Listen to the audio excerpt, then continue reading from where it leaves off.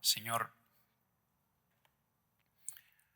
una vez más te damos las gracias por el privilegio que nos has dado de congregarnos en tu nombre. Gracias porque estás aquí con nosotros, en medio de nosotros. Gracias porque estás obrando en nuestras vidas y porque sabemos, confiamos que lo seguirás haciendo. Señor, yo quiero pedirte que utilices la predicación de tu palabra para hacer una obra en nuestros corazones. Una obra espiritual que solo tú puedes hacer. Que por medio de tu Espíritu Jesús sea glorificado ante nuestros ojos. Que las glorias de lo que Él hizo a nuestro favor brillen ante nuestros ojos.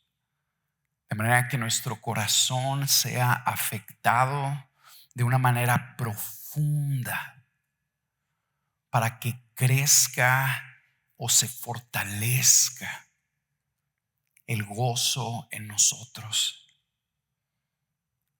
Produce tú una sonrisa en nuestro corazón para que así gozosos podamos no solo disfrutarte más, sino que tú seas más honrado a través de nuestras vidas.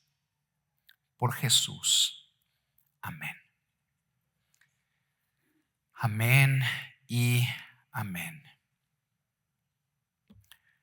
La semana pasada el pastor Carlos nos sirvió muy bien introduciendo a nuestra serie el tema del gozo cristiano. Nos ayudó a ver que el gozo del Señor o el gozo que proviene del Señor es algo radicalmente distinto al gozo humano. Es algo diferente a la alegría humana. Nos ayudó a ver que mientras el gozo o la alegría humana es circunstancial, depende de nuestras circunstancias, el gozo del Señor es permanente porque surge de nuestra relación con una persona que no cambia, que es Jesús mismo. En el mensaje de la semana pasada reflexionamos en el tema del gozo cristiano y se nos ayudó a ver que no es fácil definirlo, que no es fácil encuadrarlo. De hecho, en el pasaje que vamos a ver ahora nos vamos a dar cuenta que el apóstol Pedro dice que el gozo del Señor es inefable. O sea, algo que no puede ser descrito o explicado con palabras fácilmente. Vamos a repasar rápidamente algunas de las cosas que nos trajo el pastor Carlos la semana pasada. Básicamente voy a estar leyendo. El gozo cristiano, nos decía él, es un fruto del Espíritu. No es algo que podemos producir por nuestra voluntad. Es algo que el Espíritu Santo produce en nosotros, pero al mismo tiempo es algo que requiere de nuestra decisión. El gozo bíblico es algo que viene a nosotros, una alegría de corazón, como resultado de la vida nueva que Cristo nos ha dado. Los creyentes tenemos gozo porque lo tenemos a Él. El gozo cristiano es esta experiencia que surge cuando estamos conscientes del amor de Dios en nuestra vida y cuando expresamos nuestro amor, aprecio, gratitud o generosidad a Dios por ese amor. No es tanto una virtud, sino lo que se produce en nuestro corazón cuando practicamos las virtudes de la piedad por amor a Dios.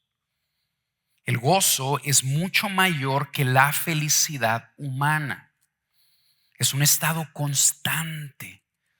El gozo es este estado que proviene de vivir intencionalmente rendidos a los propósitos de Dios para nosotros. No es un sentimiento o una emoción, sino la experiencia que tiene su origen en una actitud del corazón de entregarse a Cristo día tras día para buscar vivir para Él. Es un estado de consuelo, de confort espiritual, envuelto en paz, que espera y anticipa la gracia y la bondad del Señor. El gozo cristiano es este estado que surge de que estamos seguros de que el Señor está en control de todos los detalles de nuestras vidas. Lo que surge en nuestro corazón de que vivimos confiados de que al final de cuentas todo va a estar bien y que decidimos determinadamente alabar a Dios en cada situación de nuestras vidas. Nos citó al pastor Rick Warren, ¿verdad? Así que vamos resumiendo más o menos todo lo que vimos la semana pasada. ¿Qué es el gozo cristiano? En la junta pastoral nos decía el pastor Carlos de esta semana, el gozo cristiano es este estado donde tu corazón está sonriendo. Es este estado donde tu corazón está sonriendo. Y pudiéramos agregar a eso, esta sonrisa de corazón que surge de que estás consciente de que por Cristo el Padre te está sonriendo en este momento. Fíjense esta imagen que van a proyectar. Creo que nos ilustra un poco lo que es el gozo cristiano.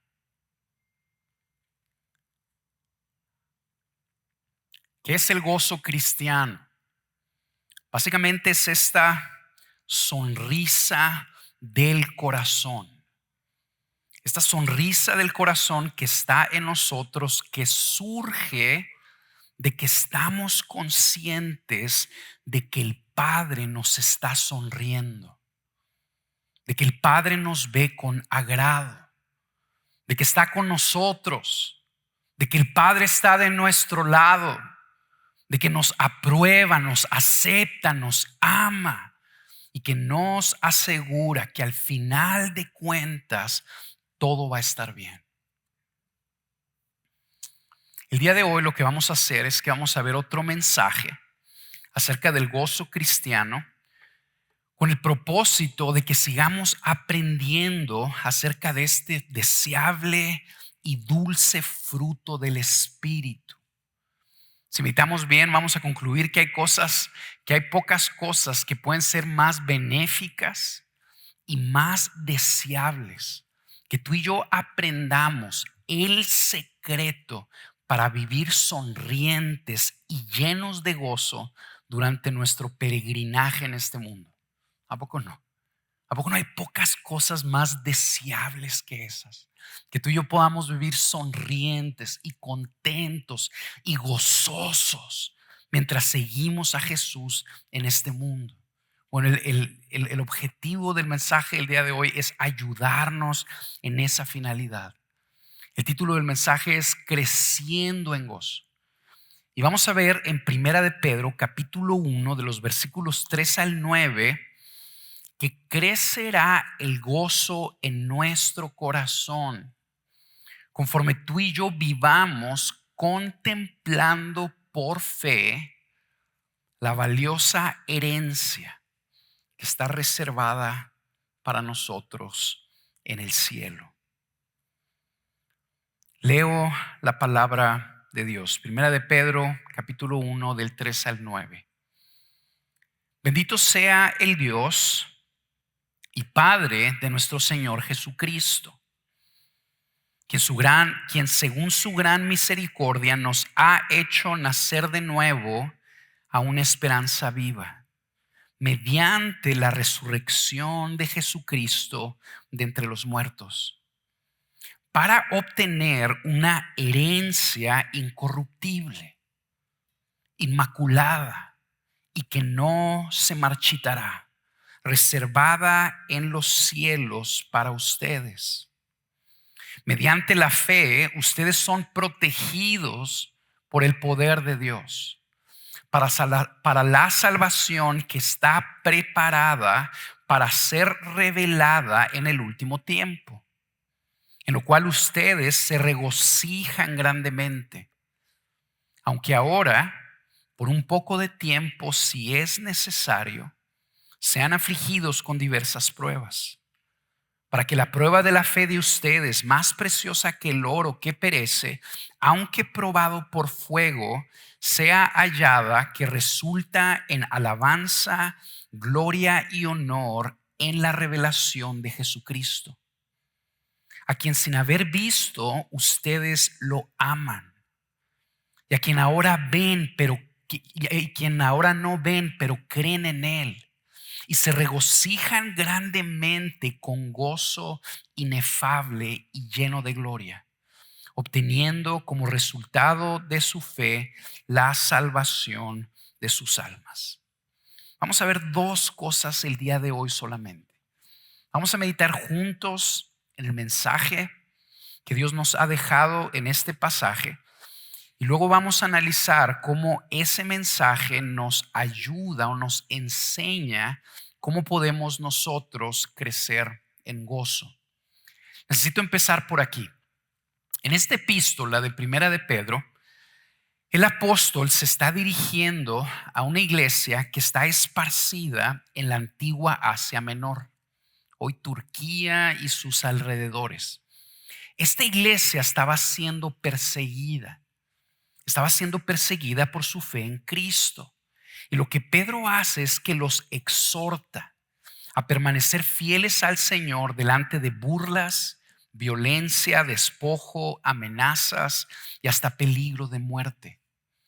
En esta epístola vemos cómo el apóstol Pedro, de una manera tierna, enseña a la iglesia a perseverar en fidelidad al Señor en medio de tribulaciones y dolor.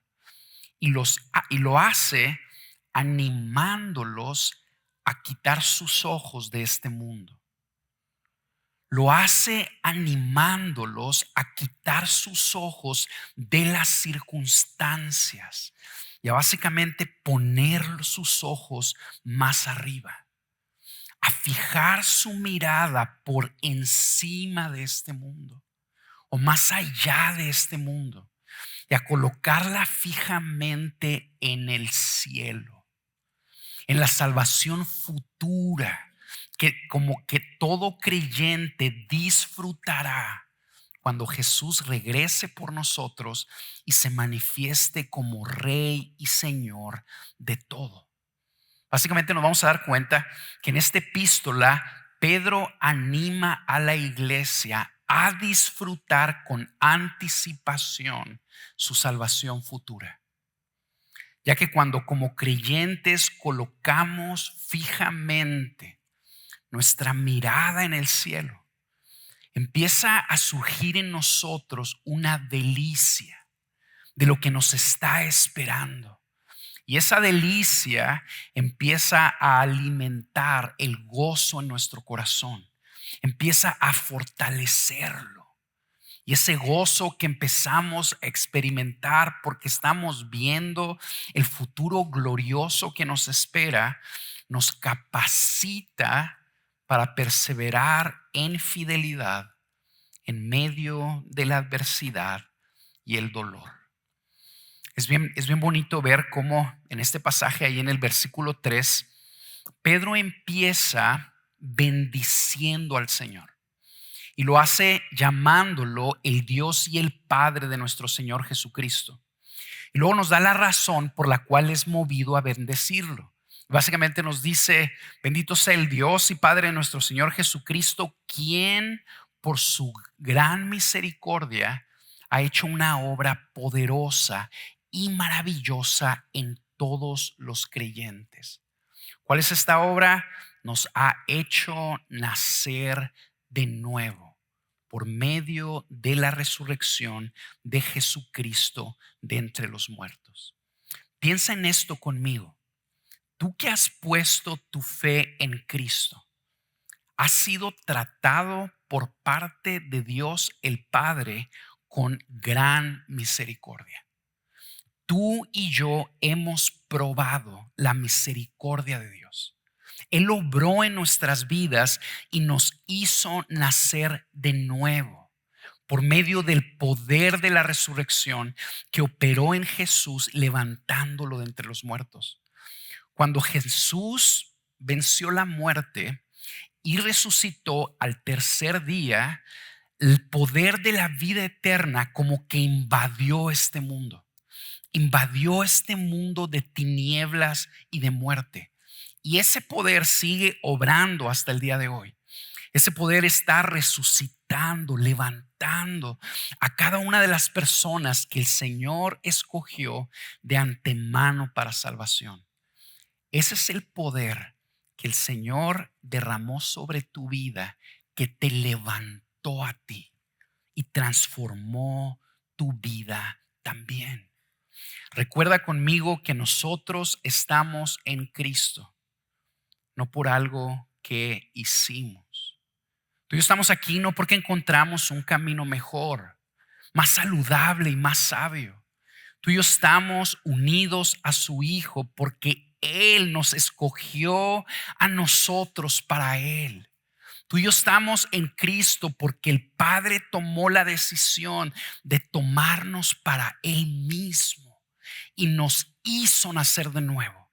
Es lo que nos está recordando Pedro. No solo nos perdonó todo, no solo nos transformó, no solo nos dio una vida nueva completamente en este mundo, sino que nos ha prometido vida eterna. Nos ha dado una promesa de una esperanza segura. Al apóstol Pedro le interesa ayudar a los creyentes de Asia que estaban siendo perseguidos en estas iglesias locales, que estaban viviendo, enfrentando el dolor. A Pedro le interesa ayudarlos a enfrentar esa oposición llenos de esperanza. El Señor desea que como sus hijos, tú y yo vivamos visualizando nuestro futuro con la expectativa de que nos espera algo bueno, de que nos espera algo bello, de que nos espera algo glorioso. Él desea que vivamos visualizando sus promesas, en especial su promesa de nuestra salvación futura, con una confianza en su cumplimiento. Y luego Pedro lo que hace es que nos explica un poco más en qué es en lo que consiste esta esperanza. Trata como de materializarla para que la veamos mejor y para que la anhelemos. Y nos enseña que lo que nosotros como hijos de Dios debemos de esperar en el futuro es una valiosa herencia. Es una posesión costosa, una propiedad gloriosa. Velo ahí conmigo, versículo 4. Voy a empezar a leer desde la segunda parte del versículo 3.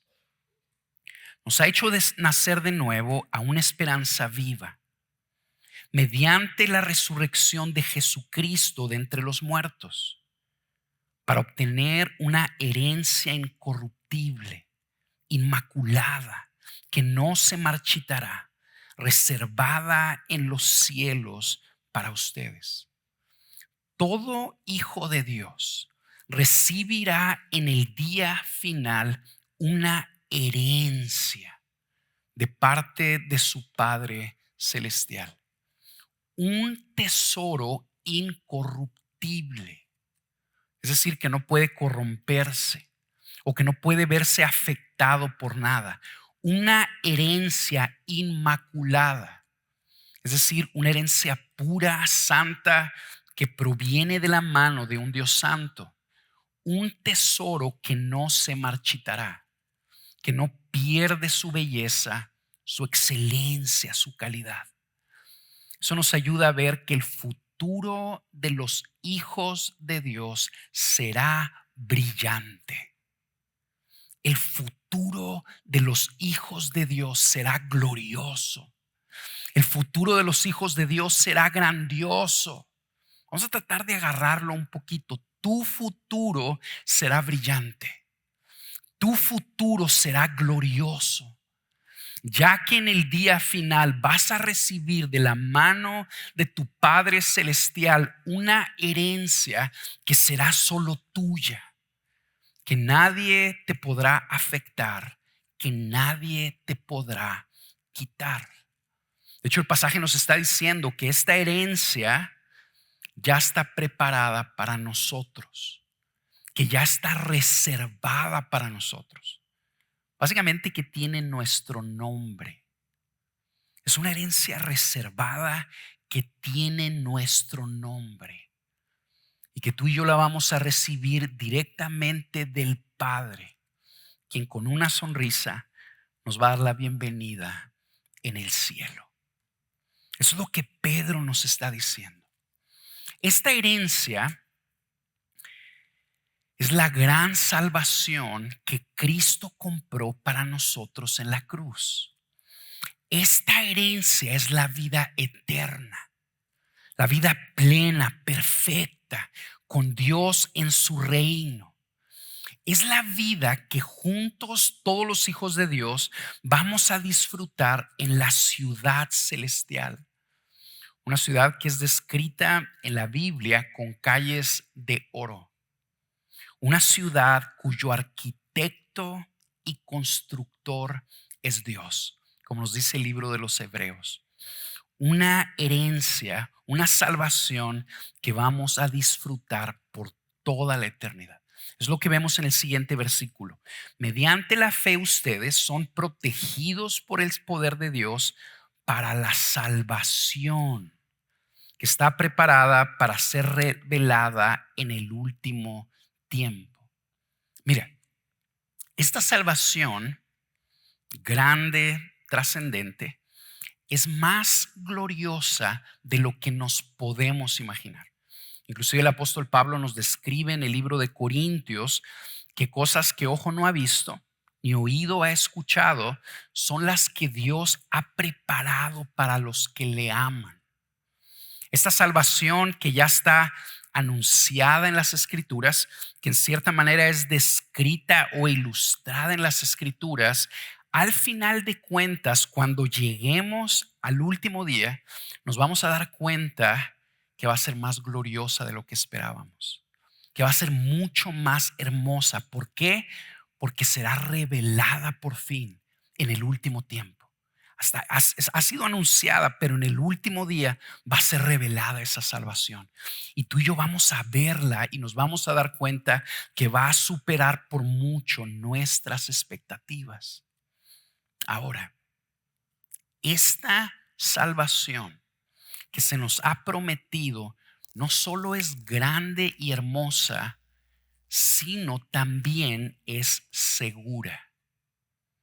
Nuestra salvación no solo es gloriosa, sino que también es segura.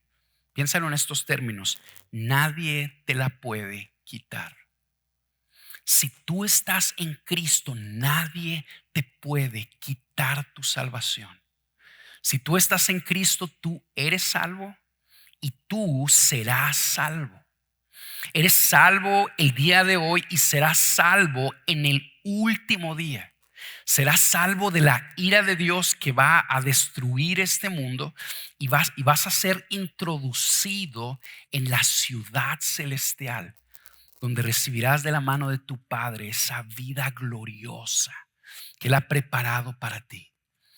Esa valiosa herencia que nos espera, que nos ha sido otorgada por gracia, no la podemos perder y nadie nos la puede quitar.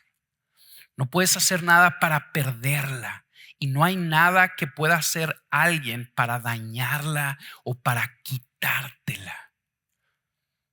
Tú y yo estamos de pie en Cristo y permaneceremos de pie en Cristo. ¿Por qué? Nos dice este pasaje, porque los creyentes somos protegidos por el poder de Dios. Te voy a leer otra vez el versículo 5.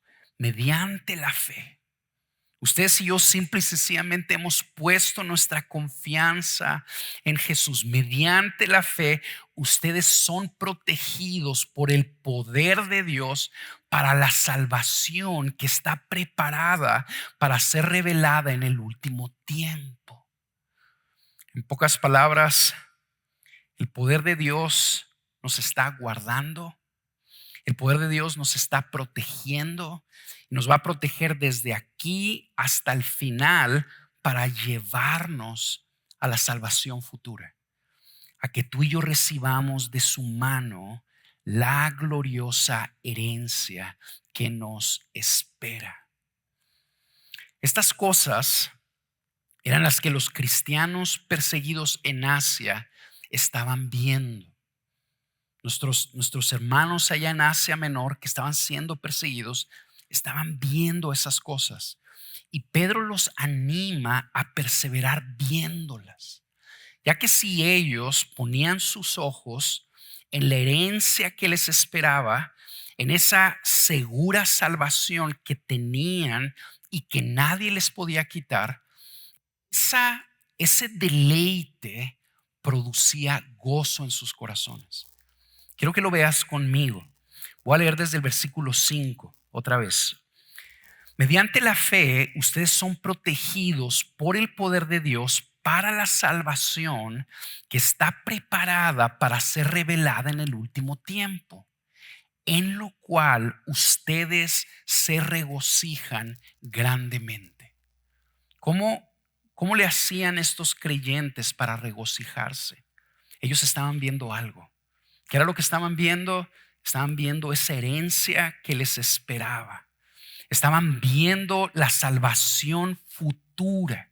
Estaban viendo que Cristo los había comprado y que eran salvos el día de hoy y que en el día final serían salvos también. Y que ese estado nada ni nadie lo podía cambiar. Y en esas cosas que veían se estaban regocijando en medio de sus circunstancias. Porque cuando nosotros vemos y disfrutamos anticipadamente nuestra salvación, empieza a surgir esta sonrisa en nuestro corazón. Nuestro gozo va siendo alimentado, fortalecido. Eso es lo que estaba pasando en ellos y en medio de gran aflicción. Vamos a ponerlo así otra vez.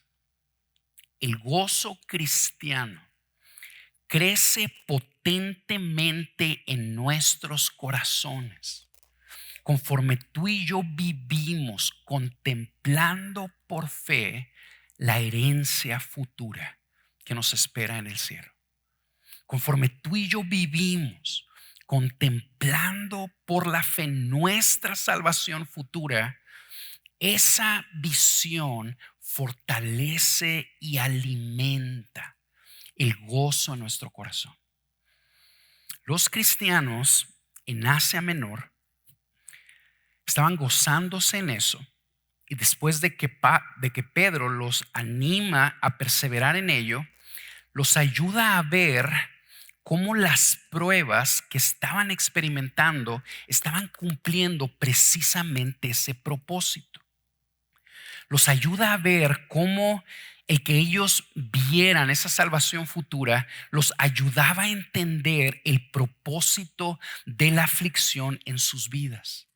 En los siguientes versículos lo que Pedro hace es que les explica a los creyentes que la aflicción que estaban experimentando era pasajera por un lado y necesaria por el otro, ya que ese dolor que estaba viniendo a sus vidas, el Padre de una manera cuidadosa la estaba permitiendo porque estaba logrando por medio de esa aflicción un propósito bien específico. ¿Cuál era ese propósito? Purificar su fe, probar su fe.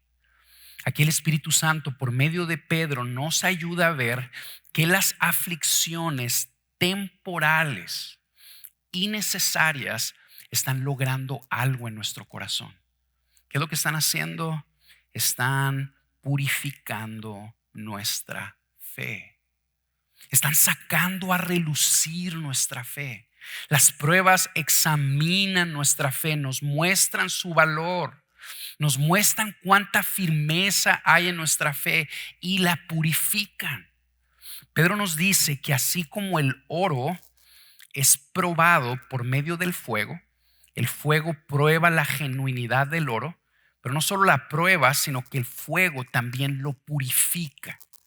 Que de una manera semejante las aflicciones que Dios permite en nuestra vida purifican nuestra fe. Quiero que lo veas ahí conmigo. Versículo 6, en lo cual ustedes se regocijan grandemente, aunque ahora por un poco de tiempo, si es necesario, sean afligidos con diversas pruebas, para que la prueba de la fe de ustedes, más preciosa que el oro que perece, aunque probado por fuego, sea hallada, que resulta en alabanza, gloria y honor en la revelación de Jesucristo. Piénsalo en estos términos. Es lo que Pedro está ayudando a ver a esta iglesia. Esta iglesia que estaba aprendiendo a regocijarse en medio de persecución porque estaba viendo su herencia futura, Pedro les está ayudando a ver que esa aflicción que había en sus vidas estaba siendo filtrada por medio de aquel que los estaba custodiando por su poder. Pero les dice, ustedes están siendo guardados por el poder de Dios, están siendo protegidos por el poder de Dios, están siendo sostenidos por el poder de Dios. Este Dios poderoso está permitiendo aflicción en sus vidas y esa aflicción está logrando un propósito específico. ¿Cuál es ese propósito?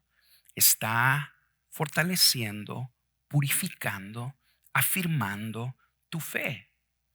Quiero hacerte yo una pregunta. ¿Alguna vez le has pedido al Señor que aumente tu fe, que fortalezca tu fe? El Señor te escucha y te responde. Y la forma en la que Él nos responde a veces es diferente a como tú y yo esperamos, ¿verdad? Él nos responde y muchas veces fortalece nuestra fe por medio de aflicción a nuestra vida. Y luego Pedro le dice algo glorioso a esta iglesia. Le dice, bueno, esa fe que el Señor está purificando por medio de la aflicción va a cumplir un propósito al final. ¿Sabes cuál es ese propósito? Va a resultar en alabanza, gloria y honor a Jesús en el último día. Básicamente Pedro estaba afirmando a esta iglesia y le está diciendo, ustedes en el día final van a glorificar el nombre de Cristo y lo van a glorificar por medio de su fe. Esa fe sencilla que nosotros hemos puesto en nuestro Salvador en el último día de una manera global va a contribuir para que Jesús sea glorificado. Y asombrosamente, como que el pasaje nos dice que cuando Cristo sea glorificado por medio de la confianza de su iglesia, como que Jesús va a honrar también a su iglesia. Quiero que lo veas en la última parte del versículo 7. Aunque probado por fuego sea hallada, que resulta. O sea, la fe de la iglesia va a resultar en alabanza, gloria y honor en la revelación de Jesucristo. en el día final, cuando Jesús sea glorificado, la fe sencilla de su débil iglesia lo va a glorificar. Al final de nuestro pasaje, Pedro, después de dirigir de una manera fuerte la atención de la iglesia a su salvación futura, como que cierra su argumento con una expresión bien bella y emotiva que caracterizaba el presente de los creyentes. Léelo conmigo ahí en el versículo 8 y 9. En la revelación de Jesucristo, a quien sin haber visto, ustedes lo aman. Y a quien ahora no ven, pero creen en él. Y se regocijan grandemente con gozo inefable y lleno de gloria, obteniendo como resultado de su fe la salvación de sus almas.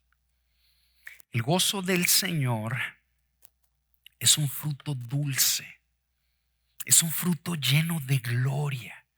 Es un fruto difícil de describir y de explicar, que nace en el corazón del cristiano por su confianza a una persona que no ve, a una persona que no ha visto. El gozo es un fruto que surge, que crece y que es sostenido en el cristiano por su fe en Jesús. Por su fe en Jesús.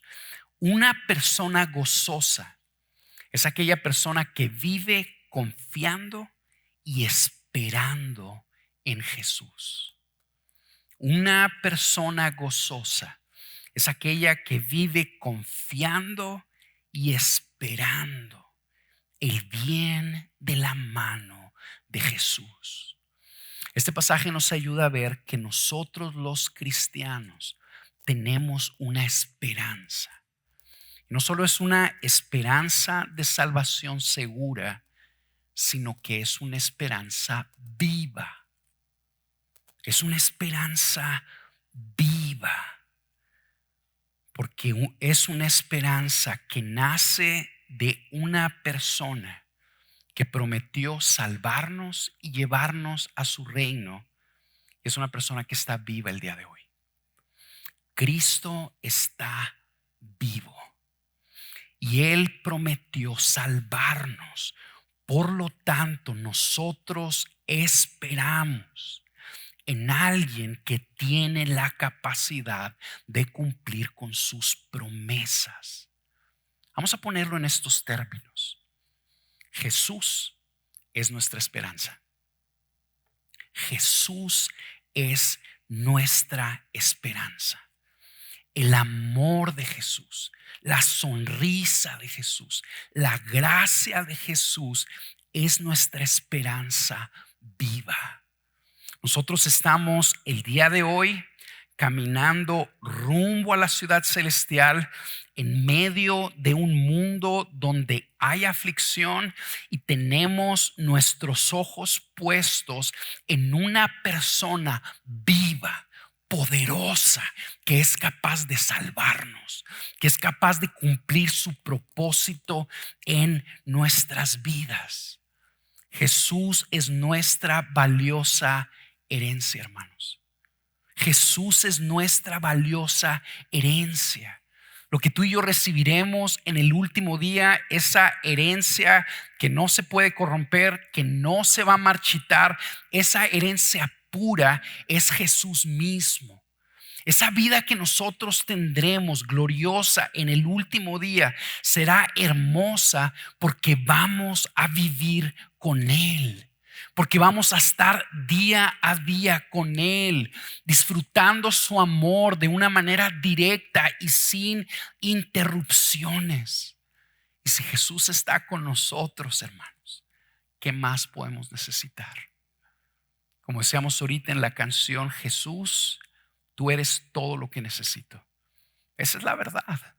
Jesús es todo lo que necesitamos. Al final, nuestro Salvador probará ser más que capaz de salvarnos, sostenernos y llevarnos a su reino. Y ese Salvador, hermanos, no está esperándonos solamente allá, sino que está dentro de nosotros por medio de la persona del Espíritu Santo. Y a Jesús nosotros podemos experimentarlo el día de hoy. Y tú y yo disfrutamos del amor de Cristo por medio de nuestra fe en Él. Es por eso que podemos amarlo. Es por eso que lo amamos, aunque nunca lo hemos visto. Es por eso que seguimos confiando en Él, aunque no lo hemos visto cara a cara. Es por eso que seguimos obedeciéndolo, aun cuando atravesamos tiempos de aflicción, porque confiamos en Él, porque tú y yo hemos conocido lo bueno, lo leal y lo fiel que Él es. Es a través de deleitarnos día a día por la fe en la persona de Jesús, en nuestra valiosísima herencia. Es confiando en Jesús y disfrutando una relación con Él, que nosotros vamos anticipando con gozo nuestra salvación futura. Y eso lo que hace es que va produciendo gozo en nuestros corazones. Bueno, ya vimos más o menos el mensaje que Pedro nos estaba transmitiendo a través de ese pasaje. Ahora vamos a tratar de ver cómo este mensaje nos ayuda a crecer en el gozo del Señor. Vamos a terminar viendo rápidamente 5 implicaciones prácticas que este pasaje nos enseña acerca de cómo crecer en gozo cristiano. Déjenme decirles esto. Aunque es nuestro deseo como equipo pastoral servirlos, dándoles una ruta práctica que los ayude a ustedes a crecer en gozo, sí necesitamos recordar que la sonrisa del corazón solo puede ser producida por una obra sobrenatural en él.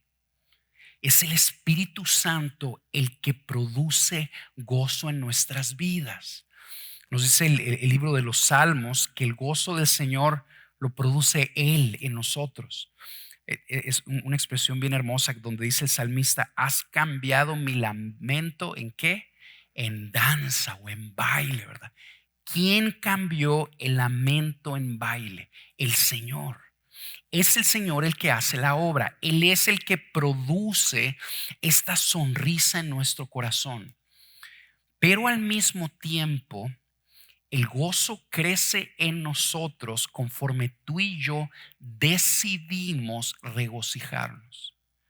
Era lo que el pastor Carlos nos decía la semana pasada. El gozo crece en nosotros, es un fruto del Espíritu Santo. Él produce esta sonrisa en nuestro corazón, pero al mismo tiempo es un mandamiento que nos da. Él nos llama a regocijarnos en Él por todo lo que ya tenemos en Cristo. Así que, ¿cómo podemos crecer en gozo según nuestro pasaje? Y te digo esto para que estas cosas prácticas que yo voy a poner delante de ti, tú a lo mejor las escribas y trates de aplicarlas de rodillas, pidiéndole al Señor que utilice estas cosas para producir esta alegría de corazón. Ok, número 1. Vive contemplando por fe la valiosísima herencia reservada para ti en el cielo. Vive contemplando por fe la valiosísima herencia reservada para ti en el cielo. Básicamente, vive con tus ojos puestos en tu salvación futura. Mira, en una ocasión le hicieron una entrevista a un gran teólogo llamado J. Packer. Él ya falleció. Y le preguntaron básicamente que cuál creía que era la principal diferencia entre la iglesia antigua y la iglesia moderna. Básicamente la respuesta de Packer fue: la iglesia antigua vivía con sus ojos puestos en la eternidad, y la iglesia moderna vive con sus ojos puestos en este mundo. Vivamos con nuestros ojos puestos en la eternidad, hermanos. En el día en que nos encontraremos con Cristo. En el día en que seremos salvos de la ira que caerá sobre este mundo. En el día en que seremos llevados al reino de los cielos y recibamos la herencia preparada, reservada para nosotros. Mira, piénsalo así. ¿Cuándo fue la época donde más te gozaste en el Señor? Si tú eres como yo, ¿sabes cuál fue esa época? Mis primeros meses de creyente. En mis primeros meses de creyente había un gozo sobreabundante en mi vida. ¿Y qué era lo que estábamos viendo? Simple y sencillamente en esos meses no conocíamos muchas cosas, pero sí entendíamos, soy un pecador que merezco la ira de Dios, pero Cristo murió por mí, pagó mis pecados y ese sacrificio es suficiente para perdonarme y salvarme de la ira de Dios. Y en el día final yo no voy a ver la ira. En la medida en la que nosotros vivamos con nuestros ojos puestos en esa gloriosa realidad, va a crecer el gozo en nuestros corazones. Una de las principales razones por las cuales los cristianos perdemos el gozo es porque sutilmente dejamos de esperar nuestra herencia y nuestra salvación allá y empezamos a buscarla aquí. Empezamos a buscar nuestra herencia aquí en Ciudad Juárez, por así ponerlo, en lugar de anticiparla gozosamente en la ciudad celestial. De repente, como creyentes, empezamos a buscar nuestra realización en este mundo. Empezamos a buscar nuestro hogar en este mundo. Empezamos a buscar nuestra mansión en este mundo, nuestra plenitud en este mundo, nuestro paraíso en este mundo. Solo para darnos cuenta, vez tras vez, que aquí no está lo que estamos buscando.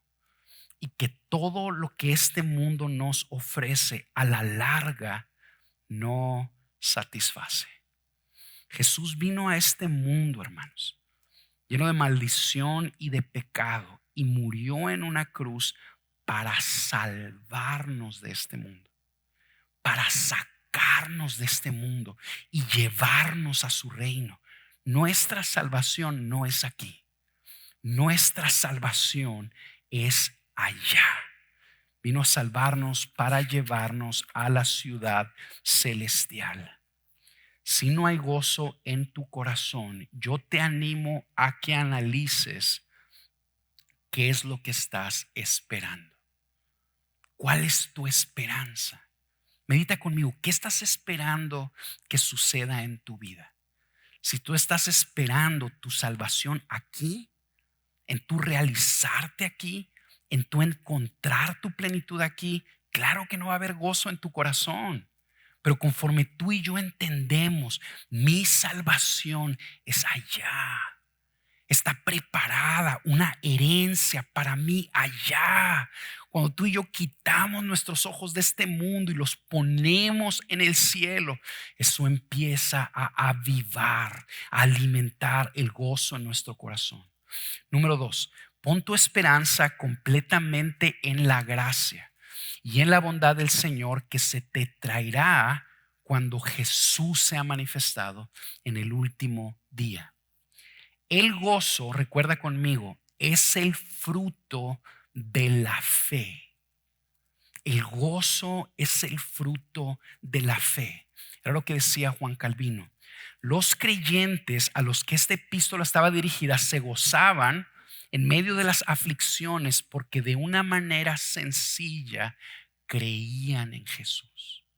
Una oveja gozosa es la que confía y espera en la bondad de su Señor, que espera recibir la gracia de su Señor.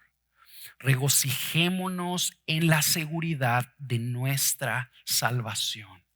Regocíjate que en el último día lo único que vas a recibir es gracia sobre gracia de parte de Dios.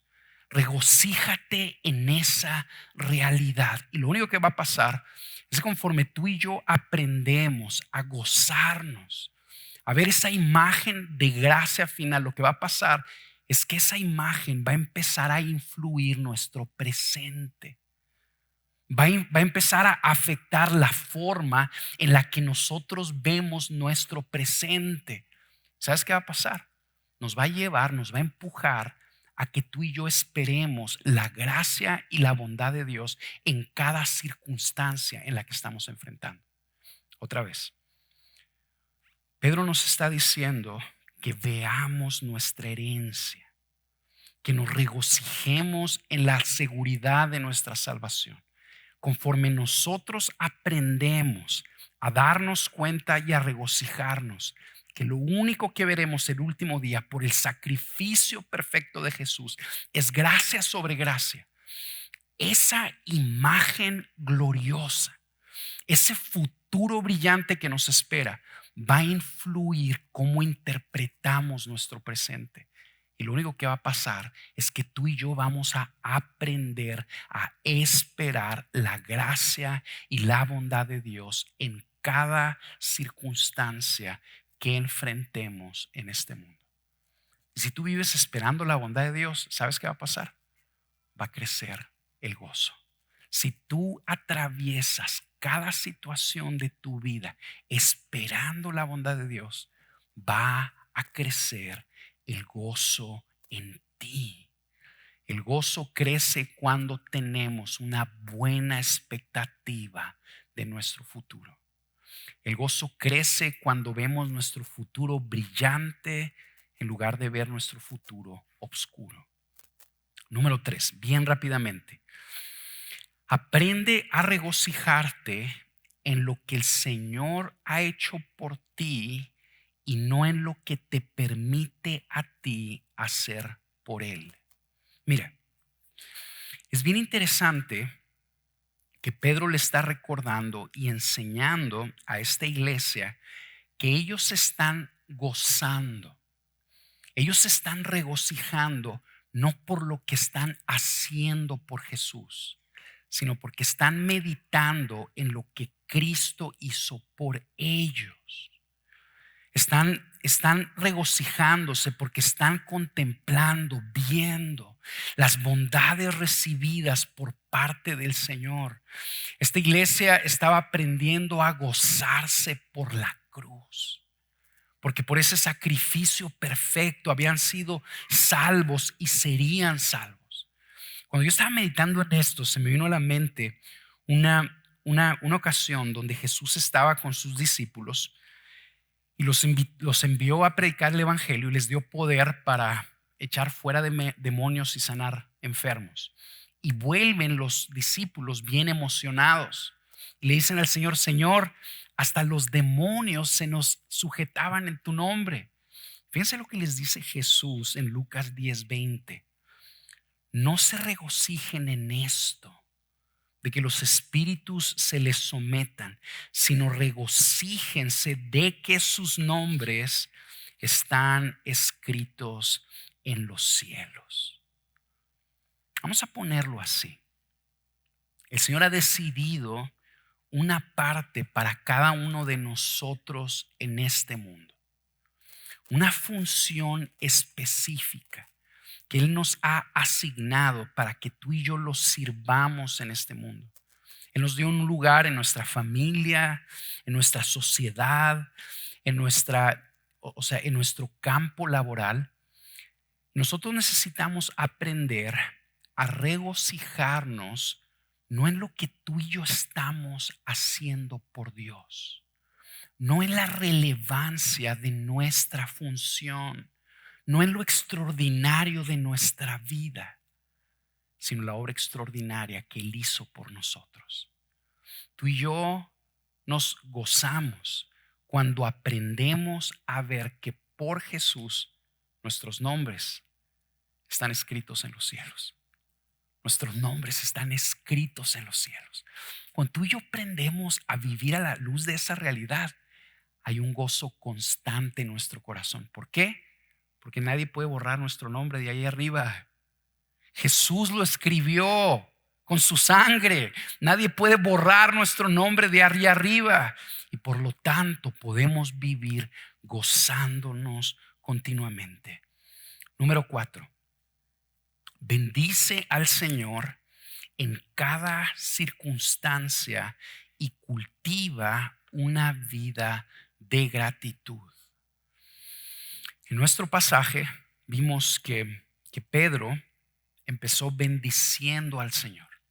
Y básicamente estaba como ejemplificándole a la iglesia lo que ella debía de hacer, lo que nosotros debemos de hacer: bendecir al Señor por la gran misericordia que hemos recibido, por esa misericordia que no cambia, porque entendemos que esa misericordia es el filtro de toda situación que nosotros experimentemos. Acuérdense lo que Warren decía: ¿qué es el gozo? Es esta confianza de que el Señor está en control de todas las circunstancias. Es esta confianza de que al final todo va a resultar bien. Y es esta resolución, esta decisión en nosotros de bendecir al Señor en toda situación en la que nos enfrentamos. Entonces, conforme tú y yo bendecimos a Dios, en cada circunstancia va creciendo el gozo en nuestro corazón.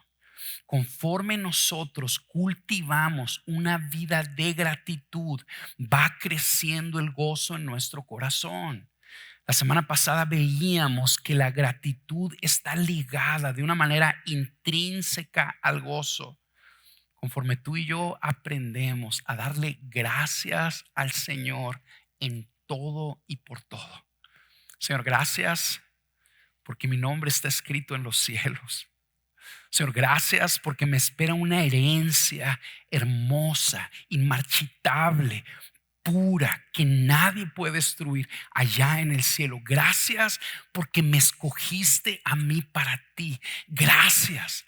Conforme tú y yo aprendemos a cultivar una vida de gratitud, eso aviva el gozo en nuestro corazón. ¿Quieres aprender a poner tus ojos en tu salvación futura? Dale gracias a Jesús por la cruz.